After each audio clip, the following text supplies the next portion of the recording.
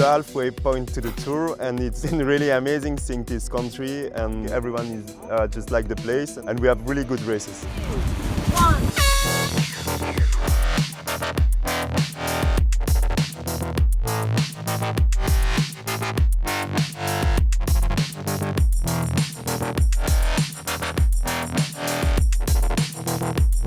I think the level here is the best in DM24 because all of these boats can win.